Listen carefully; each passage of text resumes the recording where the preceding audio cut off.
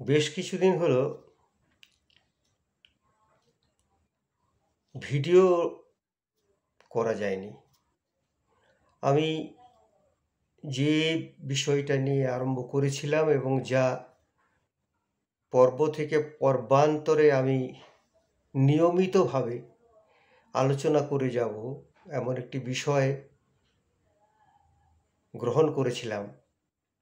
রবীন্দ্রসঙ্গীত বিশ্ব সাহিত্যের শ্রেষ্ঠতম গীতি কবিতা। এইটি পর্ব থেকে পর্বান্তরে আলোচনা এতকাল করে এসছি, মাঝে মাঝে দীর্ঘ দিন তা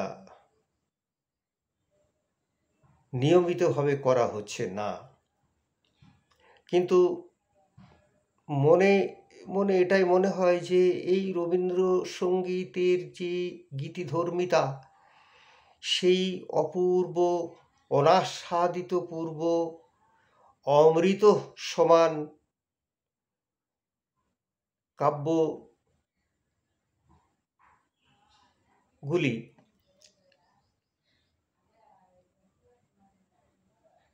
কাব্য কবিতাগুলি যদি সকলের কাছে উপস্থাপিত করতে পারতাম, তাহলে এটা অন্তত হতো যে রবীন্দ্রসঙ্গীত যারা শুনছেন, শোনার সঙ্গে সঙ্গে তার অন্তর্নিহিত ভাবটি অন্তরের মধ্যে প্রবেশ করবে এবং আমাদের যে আনন্দ, রবীন্দ্রসঙ্গীতের মধ্য দিয়ে যে আনন্দ, বেদনাপ্লুত যে আনন্দ, সেই আনন্দ আমরা সম্পূর্ণরূপে উপভোগ করতে পারবো এবং আমার শ্রোতা যারা আছেন তারাও করতে পারবেন, এমন একটা ভাব নিয়ে আমি আরম্ভ করেছিও, চলেওছে। এখন সেটি এই মুহূর্তে বন্ধ হচ্ছে না, কিন্তু এখন আমার মনে হচ্ছে কি দুরূহ প্রত্যেকটা সঙ্গীতের যে গীতি ধর্মিতা, এই গীতি কবিতাগুলির যে অপূর্ব অনবদ্য রস, সেইগুলিকে যদি ব্যাখ্যা করতে হয় একটি একটি ধরে এবং সমগ্র গীতবিতানটিকে যদি শেষ করতে হয়, তাহলে এক জনমের নহে, অনেকগুলি জন্ম অতিবাহিত করে তবে আসতে হবে সম্পূর্ণতায়।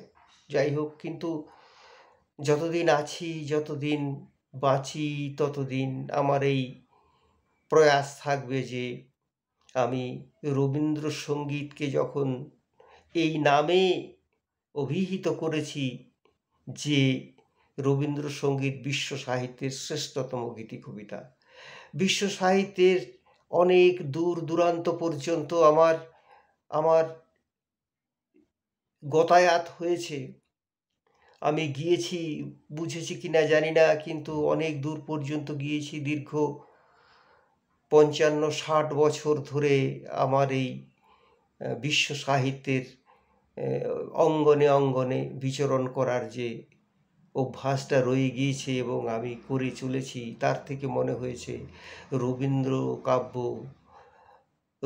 কাব্য বিশ্বের শ্রেষ্ঠতম সৃষ্টি এবং রবীন্দ্রনাথের সঙ্গীতগুলি সমগ্র কাব্য জগতের শ্রেষ্ঠতম, উজ্জ্বলতম, জ্যোতিষ্কর স্বরূপ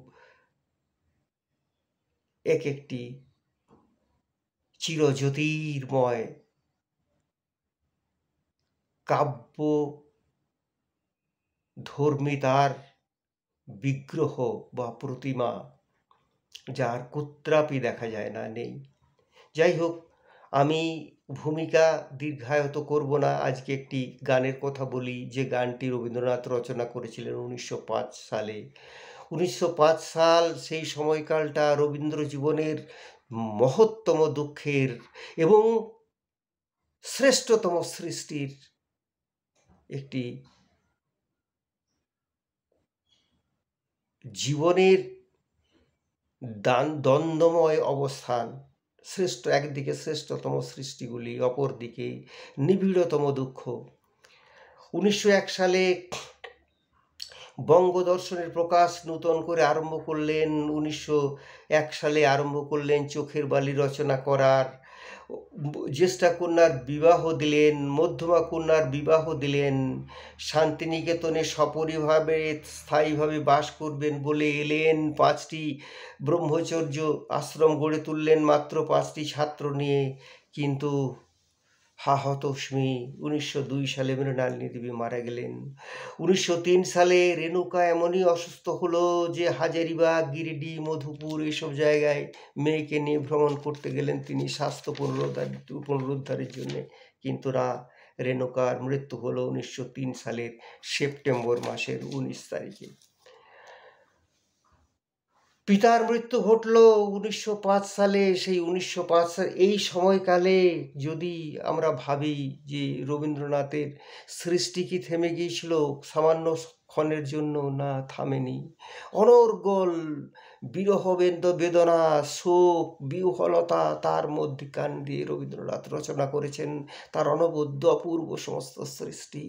চলেছে তার একাধিকে কবিতা, চলেছে উপন্যাস, চলেছে প্রবন্ধ, চলেছে অনুবাদ। জাপানি পত্রিকার ভান্ডার পত্রিকার সম্পাদক পদ গ্রহণ করলেন, জাপানি কবিতার অনুবাদ করছেন কি না করছেন সেই সময়। অথচ সে অসুস্থ মেয়েকে নিয়ে পরে তিনি ভ্রমণ করতে গেলেন, সুস্থ হলো না মেয়ে, ফিরে এলো, মৃত্যুর কোলে ঢলে পড়ল রবীন্দ্রনাথের কাছে। স্ত্রী আছেন, পিতার মৃত্যু, কন্যার মৃত্যু, কিন্তু না, সৃষ্টি তার থেমে থাকেনি। সেই রকম একটা সময়কালে তিনি একটি গান লিখেছিলেন, গোধূলি লগন এলো বুঝি কাছে, গোধূলি লগন রে। নিজের জন্যে তার মনে হলো যে এবার তার গোধূলি জীবনটা শেষতম পর্যায়ে এসেছে। শেষতম পর্যায়ে এসেছে হয়তো জীবনী শক্তিতে নয়, শেষতম পর্যায়ে তো সেদিনকে এসেছে তার অবসাদ, অবসন্নতার মধ্য দিয়ে, জীবনের সেই অবসন্নতা, শৌক, বিহ্বলতা, এবং তার থেকে যে হৃদয় মন্থন করা যে সঙ্গীত, সেই সঙ্গীত তিনি লিখলেন একটি গান। অনেকগুলি সঙ্গীত রচনা করেছিলেন, কিন্তু তার মধ্যে একটি গান আমার কাছে অবিস্মরণীয় হয়ে আছে। আমার কাছে মনে হয়েছে এই সঙ্গীতের কোনো তুলনা নেই। বিশ্ব সাহিত্যে তো দূরের কথা, বিশ্ব মানবের মনেও এই ধরনের কোনো সঙ্গীতের কোনো ভাব জাগতে পারে বলে আমার মনে হয় না। গানটি আমি শুধু পড়ি এবং তারপর 2-4 কথা বলে আমি আমার বক্তব্য শেষ করব। গোধূলি লগন এলো বুঝি কাছে, গোধূলি লগন রে, বিরহের রঙে রাঙা হয়ে আসে সোনার গগন রে। স্ত্রীর মৃত্যু হয়েছে, বিরহের রং ভাবুন, চিন্তা করুন, কি গভীর তার ভাব রাশি। শেষ করে দিল পাখি গান গাওয়া, নদীর উপরে পড়ে এলো হাওয়া, ওপারের তীর ভাঙা মন্দির আঁধারে মগন রে। আসিছে মধুর ঝিল্লি নুপুরে গোধূলি লগন রে। তবু মাধুর্য, ঝিল্লি, ঝিল্লির ডাক, সেই একঘেয়েমি ভরা অবিরাম ঝিল্লির ডাকের মধ্যে তিনি পেয়েছেন ঝিল্লি নুপুরে মন্দ্রিত একটি গোধূলি লগন। শুনি পুরবীর সুরে কোন দূরে বাঁশি বাজে। না, হতাশা নয়, কিন্তু গানটি তিনি আধারিত করেছেন পুরবীর আগে। এটি বিস্ময়ের, এটি আশ্চর্যের। না, এটি কিন্তু ইমনে নয়, মাড়োয়ায় নয়, গানটি আধারিত হয়েছে পুরবীর আগে। শুনি পুরবীর সুরে কোন দূরে বাঁশি বাজে, বুঝি দেরি নাই, আসে বুঝি আসে, আলোকের আভা লেগেছে আকাশে, বেলা শেষে মোরে কে সাজাবে ওরে নবমিলনের সাজে। কার সাথে মিলন? স্ত্রীর মৃত্যু হলো, ছুটি নিয়ে গেল। ছুটি বলেই সম্বোধন করতেন রবীন্দ্রনাথ, ভাই ছুটি বলে তার যে চিঠিগুলি মৃণালিনী দেবী অতি সযত্নে সঞ্চিত করে রেখেছিলেন, সেইগুলি পরবর্তীকালে সংকলিত হয়েছে। সেই নিয়ে একদিন কথা বলবো। আজকে শুধু গানটি নিয়ে 2-4 কথা বলি। শুনি পুরবীর সুরে কোন দূরে বাঁশি বাজে, বুঝি দেরি নাই, আসে বুঝি আসে, আলোকের আভা লেগেছে আকাশে, বেলা শেষে মোরে কে সাজাবে ওরে নবমিলনের সাজে। কাজ মিছে কেন আজ ডাকো মোরে আর কাজে। আমি জানি যে আমার হয়ে গেছে গোনা গোধূলি লগ্ন রে। কতগুলি গোধূলি লগ্ন আমার জীবনে আছে সেটা আমি গুনে ফেলেছি। তারপরেও কিন্তু রবীন্দ্রনাথ বেঁচে ছিলেন 1941 সাল পর্যন্ত। গানটি রচিত হয়েছে 1905 সাল। মনে থাকে যেন বঙ্গভঙ্গ আন্দোলনের সময় রবীন্দ্রনাথ নিজে সকায়ে সকণ্ঠে গান গেয়ে কিন্তু তিনি বঙ্গভঙ্গ আন্দোলনের বিরোধিতা করেছিলেন। মানবের মাঝে এসে সঙ্গ দিয়ে রবীন্দ্রনাথ নিজে সেই সময়কালে, তাহলে সেই কর্মবীর রবীন্দ্রনাথের মানসিক যন্ত্রণা সেই সময়কালের উপলব্ধি না করলে আমরা বুঝে উঠতে পারবো না অন্তর্নিহিত স্তরে রবীন্দ্রনাথ তখন কি ভাবছিলেন। এই গানটি হচ্ছে তার অন্তঃসত্ত্বার অভিব্যক্তি। কাজ মিছে কেন আজ ডাকো মোরে কাজে, আমি জানি না যে আমার হয়ে গেছে গোনা গোধূলি লগনরে, ধূসর আলোকে মদিবে নয়ন অস্ত গগনরে।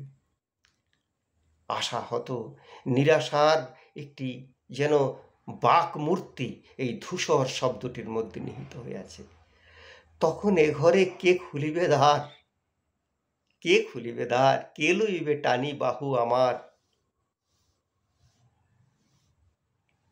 এটা মনে করতে পারি রবীন্দ্রনাথের মতো একটা বিশ্বপ্রেমে বিগলিত হৃদয়ের মাঝখানে তার স্ত্রী মৃণালিনী কতখানি ছিলেন আমরা জানি যারা রবীন্দ্রনাথের জীবনী পড়েছি অনেকে বহু রকমের আলোচনা আছে, কিন্তু তার স্মরণ কাব্য গ্রন্থের কবিতাগুলো পড়লেই আপনারা বুঝে উঠতে পারবেন রবীন্দ্রনাথের স্ত্রী প্রেম তার চাইতে এতদিনের ছোট একটি মেয়েকে, যাকে একেবারে কুমারী নয়, তাকে একেবারে বালিকা বয়সে তিনি নিয়ে এসেছিলেন তার সহধর্মিণী করে, তার প্রতি কি অগাধ প্রেম ছিল রবীন্দ্রনাথের। মারা গেছেন তিনি সেই সময়কালের এই গানটি। এ ঘরে কে খুলিবে দ্বার, কে লইবে টানি বাহু আমার। ওহো, কি অপূর্ব প্রেমের আকুতি, অথচ সেই প্রেম আজকে সম্পূর্ণ রূপে তার কাছে বহু দূর আকাশে লীন হয়ে যেতে চলেছে। সেই মিলনের গোধূলি নেই, এই যেন বিরহের চিরন্তন গোধূলি। ধূসর আকাশে অন্ধকার নামবে, কিন্তু ঘরে ফেরানোর ডাক তার নেই, কে লইবে বাহু টেনে। আমার কে জানে কি মন্ত্রে গানে করিবে মগন রে, কে কোন গান কোন মন্ত্র যাতে আমি মগ্ন হয়ে থাকবো নব আশায়, নূতন উদ্দীপনায়, নূতন প্রেমের উচ্ছ্বাসে। কিছু নাই, এই একটি ভয়ঙ্কর না অস্তিত্বের বিরহ যন্ত্রণা মধ্য দিয়ে গানটি রচিত হয়েছে। শ্রোতা এবং পাঠকগণ, আপনারা গানটি বারবার পড়ে এর অন্তর্নিহিত তাৎপর্যের মধ্যে একবার প্রবেশ করার চেষ্টা করবেন। সব গান সেরে আসিবি যখন, গোধূলি লগন রে, আমায় কে জানে কি মন্ত্রে গানে করিবে মগন রে।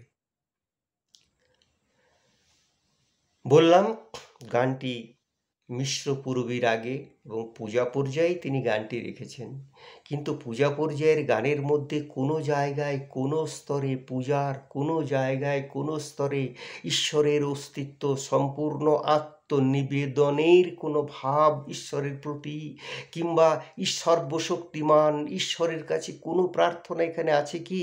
শুধু আছে একটা বিপুল হতাশার বাণী, যে হতাশা সম্পূর্ণ